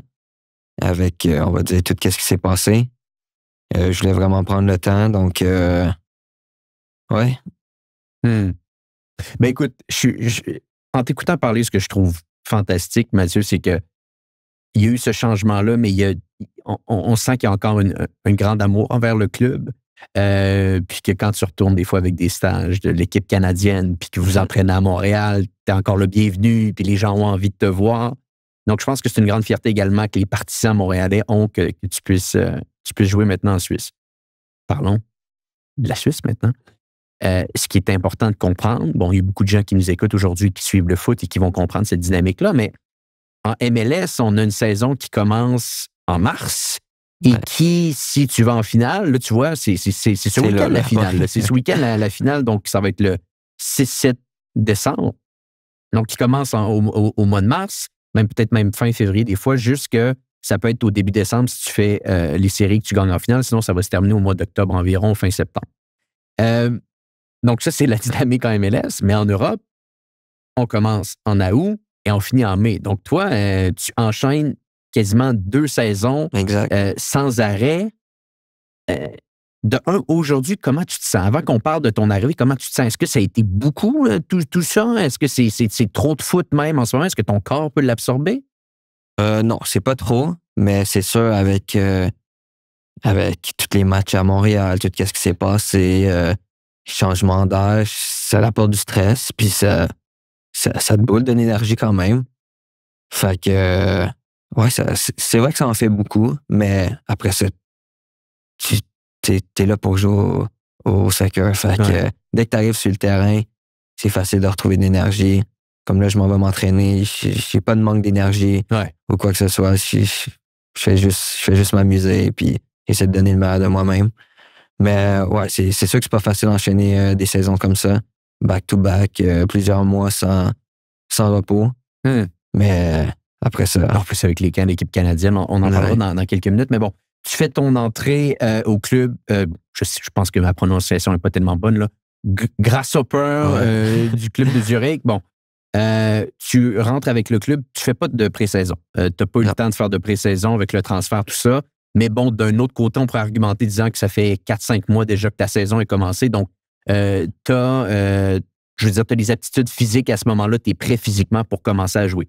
Comment se fait ton intégration avec le club? Parce que je regardais Et si je me trompe pas, rapidement, tu débutes les matchs, tu as déjà débuté 7 matchs. On a vu également les faits saillants. Tu marques à ton premier match sur un corner.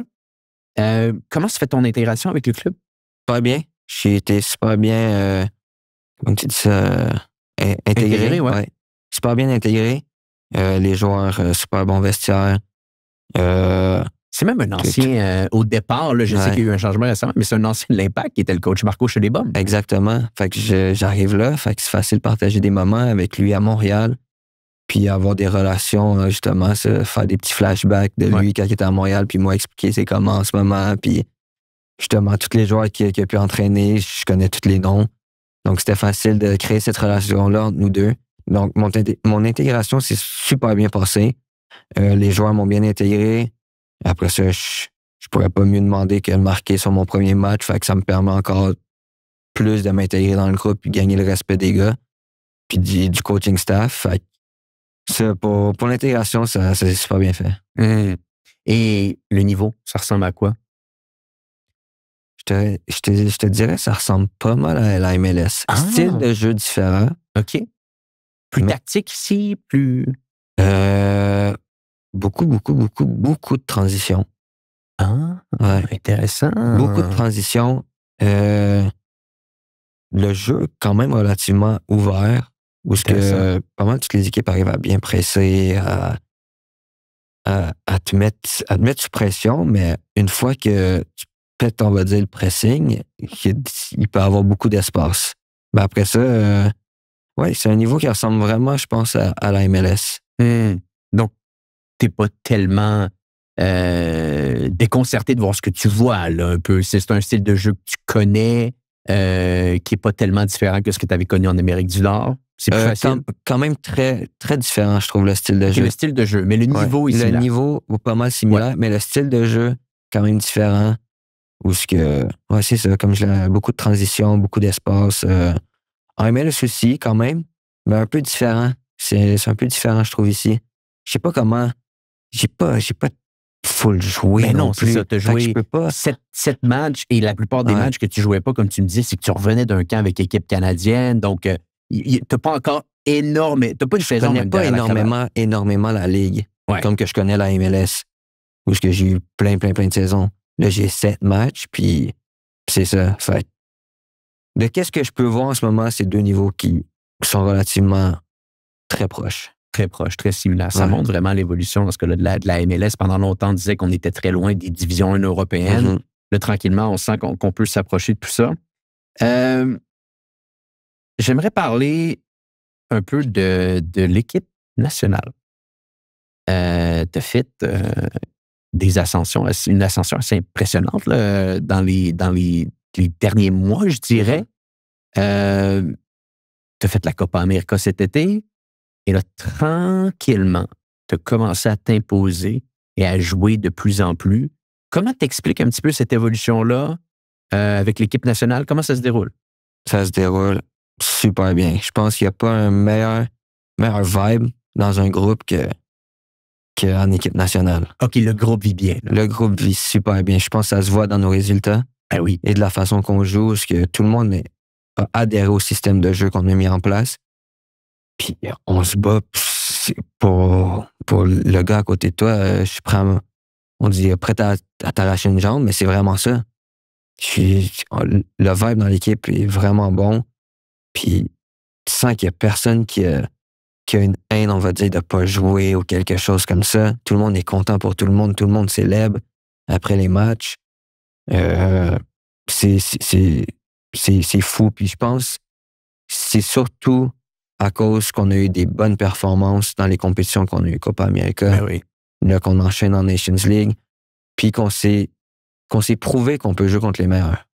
Fait que je pense justement ça nous a donné confiance en notre groupe, mais aussi personnellement aux joueurs alentours, où on a des joueurs comme Jonathan David, comme Alfonso, où c'est le plus haut niveau européen, mais tu joues avec eux, puis ils te rendent meilleur, puis toi aussi tu sais que t'es à côté de lui, puis tu sais que tu peux l'aider. Fait que tu te dis, OK, je suis pas un tarlat, là. Je peux jouer Ben oui, je peux jouer au soccer au plus haut niveau, puis je peux espéré le plus dans ma carrière. Fait que quand tu arrives sur la chaîne internationale, la plateforme internationale, ben, tu as juste envie d'encore plus prouver puis d'encore plus pousser ce niveau-là. C'est incroyable qu'on voit ça maintenant avec l'équipe canadienne.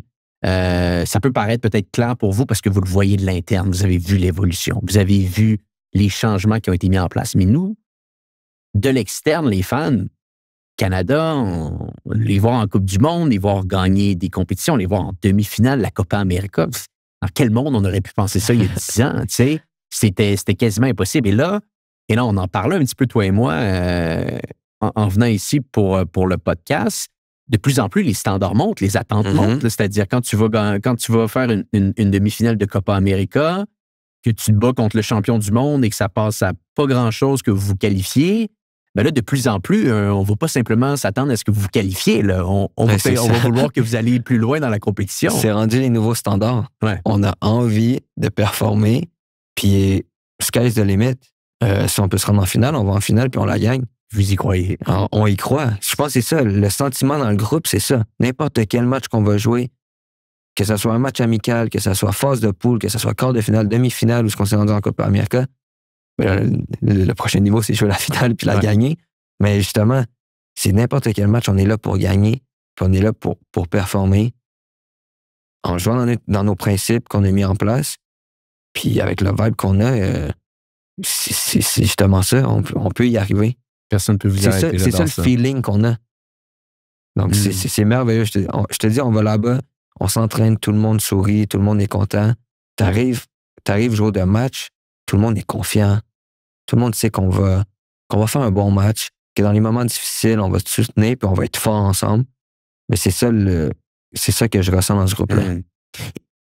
Est-ce qu'un joueur particulier qui a injecté cette mentalité-là, tu parlais d'un Jonathan David ou Alphonso Davies qui côtoie la crème de la crème mondiale en termes de club, en termes de joueurs, est-ce que eux, peut-être d'une certaine manière, viennent intégrer quelque chose que vous n'aviez pas vu encore, qui fait en sorte que ça devienne virulent à l'intérieur du club, que tout le monde commence à penser de la même manière? Oui. Tu vois, on a un groupe de leaders, un peu plus justement dans notre groupe, où ce que eux, c'est, on va dire, les bras droits du coach. Puis, tu vois que le message que le coach veut passer, ben, il passe par eux. Puis après ça, c'est plus facile à eux de transmettre après ça à 20 joueurs alentour de eux. Ben, le message, c'est ça. Puis tiens, on veut aller de l'avant comme ça, de cette façon-là. Donc, je pense, ouais, ça vient pas mal de tout le monde. Après ça, c'est facile, comme je suis plus proche de certains joueurs, de certains leaders que d'autres leaders. Fait que eux, ils vont venir m'en parler. J'ai pas besoin de parler à tout le monde, mais je sais qu'est-ce qui est mis en place. Puis je sais où est-ce qu'on s'en va. Fait que, ouais, tu vois, là, on a une ligne directrice, puis on a envie de tout cocher. OK, on a fait ça. OK, on a fait ça. OK, on a fait ça. C'est quoi le prochain? En regardant dans tes yeux, on peut voir qu'il y a un peu cette même dynamique que quand Wilfred était là, avec le CF, cette vision-là, cette structure de travail. On dirait qu'il y a un certain parallèle qui s'installe également avec l'équipe canadienne et Jesse March en ce moment. Là. Exact. C'est en plein ça. Tu vois, on a fini le dernier camp, Nations League, pour se qualifier en demi-finale. Puis le but, c'est on jouait contre les Suriname. On a gagné away, puis là, on a joué à la maison. Puis avant le match, j'étais bon, on finit l'année, mais on l'a fini avec une victoire. On l'a fini pas, OK, on va finir le match. Puis non, on l'a fini avec une victoire, puis on finit l'année, puis on fait check 2024. Next 2025, on est reparti. Demi-finale, finale. Ouais. Fait que déjà, il te met dans l'idée de OK, 2024 fini, mais il faut que 2025 soit encore meilleur. La Coupe du Monde, ça va être plaisant au Canada en 2026. J'imagine que ça doit être dans un coin de ta tête, tu dois y penser. Là. 100%. Oui, 100%, je pense que ça serait un de mes plus grands rêves. J'ai une Coupe du Monde. Déjà, j'ai eu un peu ces frissons-là à la Copa América où je me dis, quand est-ce que je peux jouer une Copa América? J'ai regardé ça quand j'étais jeune, puis j'étais comme, waouh, c'est hors de portée. C'est hors de portée. Puis là, je l'ai joué. Là, imagine la Coupe du Monde, ça serait malade. Mais le P, c'est ça, on le sait qu'on va être là. Fait que c'est comment qu'on se prépare pour y arriver, puis performer, puis là, c'est justement tout le processus que le groupe est en train de mettre en place là-dessus qui est merveilleux. Puis que, j'ai envie d'être là. Ben oui, il y a encore beaucoup de travail à faire, soyons honnêtes, mais je pense que Je pense que c'est bien parti pour toi. On va regarder ça de près. Mathieu, c'est exceptionnel ta carrière. Félicitations pour tout ça. Je suis convaincu que ça va inspirer énormément de gens. Peut-être pour terminer, j'aurais des petites questions pour toi en rafale qui sont plaisantes de poser. Des questions de préférence. OK? Selon toi, en ce moment, la meilleure ligue du monde, Première Ligue ou Liga? Tu regardes beaucoup les matchs? Oui. Ouais. Qu'est-ce qui t'impressionne le plus en Première Ligue en ce moment? C'est toutes les équipes. Toutes les équipes ont un gros niveau hockey. Oui, les grosses équipes en ce moment, Liverpool, Man City, Chelsea, on peut toutes les nommer, là, c'est les grosses équipes qu'on connaît. Mais on va dire, tu vas jouer à West Ham, tu vas jouer... c'est un gros niveau. Ah, tu t'en sors pas, on dirait. Il n'y a pas une équipe de haut tableau qui va avoir un match tranquille à l'étranger. Là. Non, exactement. Si tu apprends vraiment à connaître le foot, OK, tout le monde va plus regarder Man City, Liverpool, mais tu regardes quand même un match Aston Villa, Newcastle, qui sont des bonnes équipes, mais ça propose du jeu vraiment intéressant à regarder, puis t'es comme, wow. OK, oui, il y a Man City, oui, il y a Liverpool, mais regardez ceux en bas, là, puis c'est très fort. Puis là, après ça, quand tu vois les compétitions un peu plus européennes, puis tu vois les autres équipes, comme justement Aston Villa ou des trucs comme ça dans d'autres compétitions, tu vois que c'est fort parce que ça joue contre d'autres équipes de différents championnats. Puis ils font souvent partie des équipes qui dominent. J'avais une argumentation avec un ami à un moment donné que j'étais quasiment en train de dire, j'ai l'impression que la Première Ligue, c'est plus fort que la Champions League. Parce que les matchs que tu peux avoir à chaque week-end en Première Ligue, des fois, paradoxalement, cette année, avec le nouveau changement de la compétition, on dirait que tu as des matchs de plus haute qualité en Champions League, sachant que chaque équipe peut jouer contre tout le monde. Mais c'est incroyable ce que tu peux avoir avec la Première Ligue à chaque week-end. Je suis d'accord avec toi ici. Meilleure Ligue du monde. Disons que tu joues dans une équipe et que tu es au milieu de terrain comme tu l'as toujours été et que tu peux avoir un attaquant en pointe. Mbappé ou Haaland? Je pense les deux, mais un peu Mbappé. Mbappé. Je pense que les deux, ils peuvent t'aider à faire passer. Les deux, mais Mbappé. Les deux, mais Mbappé. Non, il marque. Peut-être un peu plus compliqué pour lui en ce moment, mais c'est une question de temps. Tu as uniquement un ailier que tu peux choisir. Vinicius ou Lamine Yamal?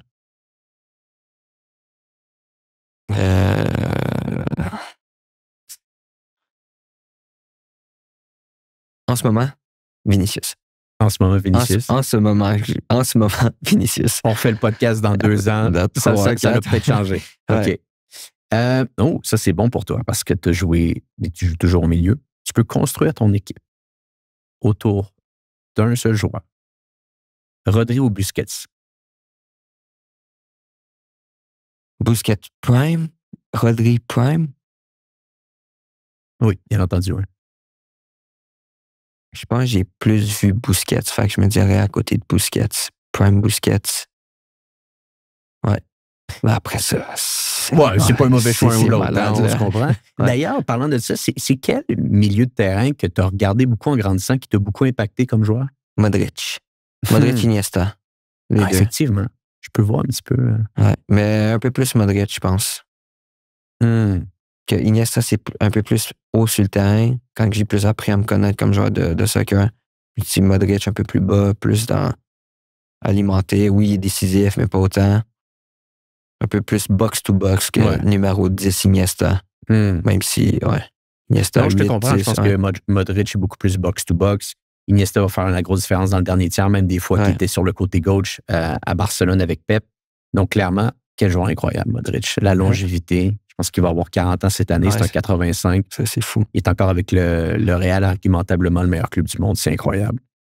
Tu peux choisir un seul défenseur central, Van Dijk ou Saliba? Van Dijk. Sans nombre d'un doute. Intéressant. Et bon, le meilleur joueur de notre génération, Messi ou Ronaldo? Les deux. Je fais juste m'amuser à les regarder. Ouais. Je ne vais pas trancher. Et ça, je pense que ça a été un argument pendant trop longtemps. On essayait tout le temps de les comparer. Puis là, ils arrivent à leur fin de carrière. Puis on se dit, guys, ils vont terminer. Là. Ils vont bientôt arrêter. Il faut juste les observer et profiter du moment parce que les deux ont eu des Tu vois, moments Messi, c'était facile à regarder les highlights puis à regarder ses buts à MLS. Après ça, tu mets Apple TV, tu checks ça vite. Mais on était tellement fans de ces deux-là pendant tellement longtemps que quand Ronaldo marque un but au début, ben, j'écris Al Nasser, puis je regarde ses vidéos sur YouTube, puis OK, il a mis ce genre de but-là encore. C'est comme... Il va avoir 40 ans. Il marque encore. Mais c'est fou. 50 buts par année. Ouais, 50 buts par année, 40 ans. Tu parlais de longévité avec Modric, mais lui, c'est n'importe quoi. Là, Ah oui, puis il est en meilleure forme physique que la majeure partie des joueurs qui jouent dans les autres championnats. Là. Fait que, ouais, je peux pas trancher entre les deux. Les deux, je fais juste les admirer, puis je tranche pas. Non, il va y avoir un vide quand ils vont se retirer, ce qui risque d'arriver quand même assez rapidement. Pour terminer, Mathieu, t'es un des Québécois qui a eu les plus belles carrières jusqu'à maintenant, et je pense que c'est que le début avec tout ce que tu es en train de faire. Il y a des gens qui nous écoutent, et c'est intéressant parce que là, je me suis relancé dans des nouveaux enregistrements que je fais avec le podcast qui a été lancé parce que ça n'a pas été lancé il y a tellement longtemps. Donc, on commence à avoir du feedback un peu et on a beaucoup de jeunes joueurs et on a beaucoup de parents également qui nous écoutent en me parlant, en disant que j'ai écouté ça, ça m'a donné des idées pour mon fils, tout ça. Donc, tu as deux personnes, tu as sûrement d'autres types de personnes qui écoutent, mais tu sens qu'il y a peut-être deux types de personnes qui peuvent écouter le podcast ici. Première question, quel conseil donnerais-tu à un jeune? Et deuxième question, sachant que tes parents ont l'air d'avoir eu un impact important sur toi, quel conseil tu donnerais aux parents pour des jeunes, des familles de foot qui veulent aspirer à devenir professionnels comme Mathieu Choinière? Aux jeunes, ça serait vraiment de croire en soi et d'arriver chaque jour sur le terrain, même s'il y a des jours difficiles, avec le sourire, d'aller t'amuser. Parce que je pense que c'est là où tu es le plus performant. Donc, vraiment, tu arrives, tu vas aller jouer avec tes amis. Vas-y, je vais aller voir mes amis aujourd'hui, puis je vais m'amuser à jouer au soccer. C'est vraiment le plus gros conseil que je peux donner parce que faut pas que ça devienne dur venir à l'entraînement ou aller à un entraînement. Faut que ça soit, yes, je vais aller voir mes chums, puis je vais m'amuser, puis j'ai juste envie de faire ça en ce moment. Puis les parents? Puis les parents, la façon que j'allais dire, ça va être un peu harsh, mais comme de laisser votre enfant jouer. C'est ça que tes parents ont fait avec toi? Vraiment. Et ton frère? Ouais. Pas trop de feedback, juste comment tu te sens, let's go. Puis vraiment de le laisser jouer, pas trop essayer de le coacher, je pense. À part s'il demande des feedbacks, mais à part de ça, le laisser faire son propre opinion sur lui, sur son match, sur qu'est-ce qu'il a bien fait, qu'est-ce qu'il a mal fait, puis pas trop le faire cogiter là-dessus. S'il n'a pas envie d'en parler, il n'a pas envie d'en parler. Je pense pas, après un match, un enfant a envie de se faire parler dans le caisseur par son père ou sa mère sur la performance qu'il a eue. Surtout quand il est vraiment jeune. Plus vieux, je peux un peu plus l'accepter, mais avant un certain âge, je vois pas la nécessité. Ouais. C'est intéressant. Mathieu, pour terminer, qu'est-ce qu'on peut te souhaiter pour la suite? Pas de blessure. Santé, pas de blessure, ouais. Puis, ouais, that's it. Après ça, pas de blessure, puis je vais travailler pour le reste. On va te suivre de prendre Europe. Félicitations pour la belle carrière que tu as eue avec le CF. Félicitations pour ton arrivée également en Europe. On va suivre ça de près. Et meilleur des succès pour la suite avec l'équipe canadienne. Vous nous rendez fiers. C'est une dynamique qui a totalement changé. C'est exceptionnel. On est vraiment content de suivre ça. Mathieu Choinière, merci énormément d'avoir été sur le podcast Histoire de foot aujourd'hui à Zurich. J'apprécie énormément et je suis convaincu que les gens qui nous écoutent vont grandement apprécier également la conversation. Merci à toi de m'avoir eu sur ton podcast.